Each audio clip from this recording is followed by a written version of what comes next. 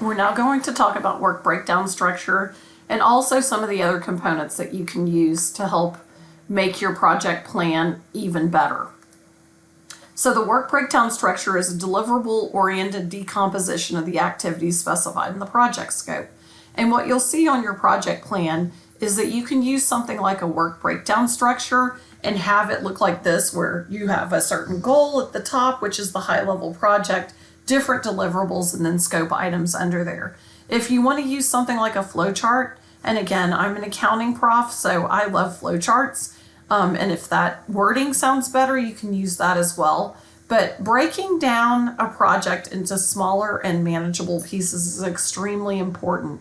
As I mentioned before, when you have a huge project and you say, okay, I got to do this huge project, that's very scary. That's a little bit intimidating. But when you start breaking it up and saying, well, today I'm going to look at Adobe Spark because we're trying to make some modifications to the web page. So I'm just going to go and look at Adobe Spark. I'm going to take my biography and I'm going to put it on Adobe Spark. And that was actually something that I've done recently. Is I wanted to see, is Adobe Spark going to be hard for my students to learn if they need to do that for doing background information or doing some kind of web page or some kind of social media posting.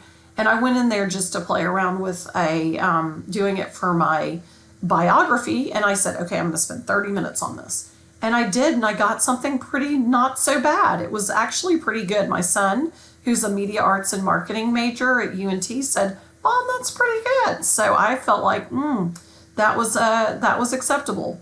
So again, break it up into manageable pieces and make sure that you're working on it on a daily basis or as frequently as you and your team decide to do that. So where can you find that project plan and project charter? Remember, the ProConnect and ProConnect Reach templates and resources is a great tool for you. So make sure that you're looking there to get that project plan. I want to talk also a little bit about project risk management as well. So project risk management might be an area that you want to include into your project plan. Since these are not huge, like 2 or 3 year old projects, there may not be as much risk there. But again, it's something you might want to consider, especially if you're a finance or an accounting major, or you like the aspect or the area of risk, then I encourage you to add that in. Again, these projects, one of the goals of the project is to do something that you're interested in and something that's going to help you in your career. So if you want to, by all means, you should do the risk management. So let's talk a little bit about what that includes. So project risk is an uncertain event or condition in the future, and if it occurs, it would have a positive or a negative impact on one or more project objectives, that scope, schedule, cost, quality that we talked about. So identifying risks and then assessing those risks and then figuring out a way to mitigate or reduce those risks and control the risk. Now, this is something I did a lot of because I was an internal auditor for almost 8 years. And so this is something that I'm very comfortable with. And I kind of naturally do this when I go into projects. You want to identify the risks, identify risks to the process. You know, what would it impact the project? How would it impact? You know, what are some of the events?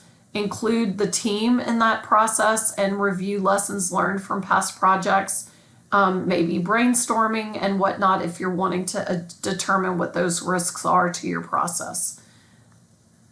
Risks always exist in projects. So there might be technical risks. What if we can't get this technology to work? What if it's too expensive? Organizational risks. Maybe we don't have that prioritization or the funding that's needed.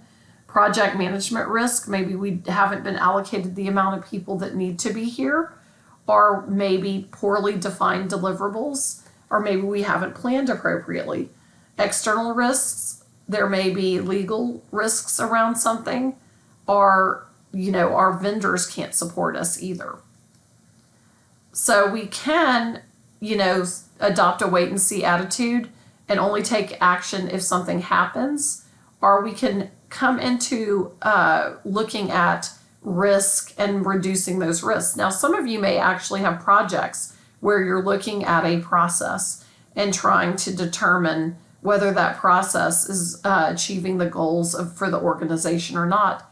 Risk assessment is a great way to also add value to looking at the process flow in a particular process. It's really good for supply chain. So these are some of the areas that you might want to look at. Can we transfer the risks to someone else? Buy insurance? Eliminate risk by accepting some other alternative or not doing that part of the project if it's too risky. So let's talk a little bit about the project schedule too. Again, we want to have the milestones, and we need to look at whether there are dependencies in the milestone. We want to make sure that we are doing the activities that might need to be done first because other things are dependent on those activities. So again, we want to spend time looking at all of that. We need to look at the sequence of the activities and put a schedule diagram in place. And there may be estimation of how long it will take to do the types of projects and how much time that it will take. Now, this is kind of challenging for you to determine how long it will take to do a project that you haven't ever done before, possibly for your client. So again, do the best you can, and remember, you can always go back and make modifications, whether you're using bottom-up estimating or how long it's going to take from a time frame standpoint or whatnot. Crashing and fast tracking are two prominent techniques to shorten the project duration. So fast tracking, a method in which tasks normally done in sequence might be done in parallel if need be. Now, if you're in a summer semester, you might have to fast track because we don't have a lot of time. In the fall and spring semester, if you're wanting to get your work done early, you might want to do something like a fast track. Crashing is a method by adding additional resources to critical tasks to get those done faster. So you might want to redeploy. Maybe your accounting student on your team needs to help with the marketing and determining what the sales are so that we can get to the financial analysis and getting the budgets for 3 to 5 years put together faster.